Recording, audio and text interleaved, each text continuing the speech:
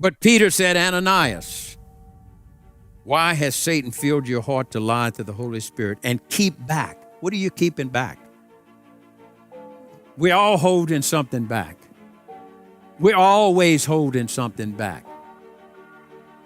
I mean, when I first got saved, I gave everything that I was to the Lord. But as he grew me up, I understood I had more to give. I understood that everything I had accumulated in my life, it's all his. Come on, somebody. When he saved me, he got all of me. He got my talents that he gave me. He got my ability of gaining wealth that he gave me. He got my children and my wife, which he gave me. My skills, my know-how, which he gave me. He got everything. And so that's the great transfer of wealth, is when a Gentile comes to the Lord, or when an unsaved person comes to the Lord. That is the greatest transfer of wealth. It's not necessarily money. God then can get everything that was in that person that he created.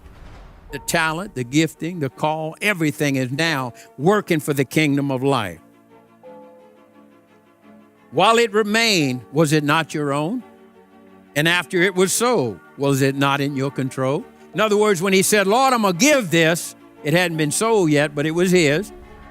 And now that it's sold and he has it in his hands, it's like, you know what? We're going to hold back a little bit just in case.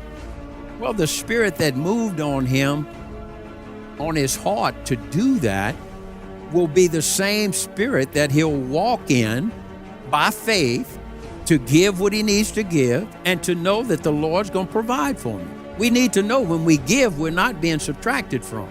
When we give, there's a multiplication that can kick in, and we go to a level that we've never been to before. Then Ananias, hearing these words, fell down and breathed his last. When I read this is New Testament. I mean, this is New Testament.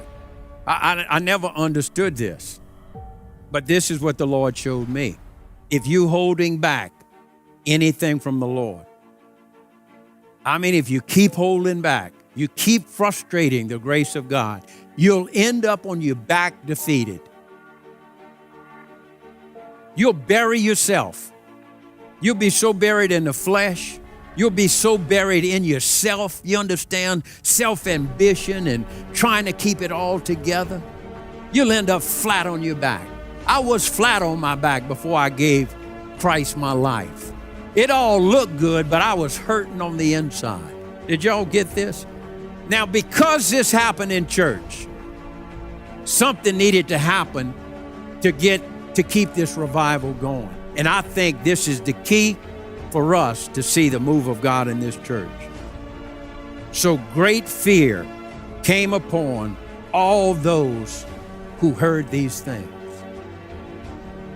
I don't know if it's going to take somebody lying in church and then they fall out dead. I don't think that's what the Lord wants to do. I think we just need to die. We just need to die to ourselves.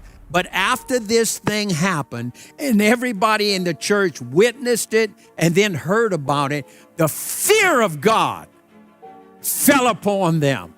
And that's what we need in this country. We need the fear of God. Fear's all over the land, but it's not the spirit of the fear of the Lord. It's the spirit of fear that paralyzes. It's not the spirit of love. It's not the spirit of power.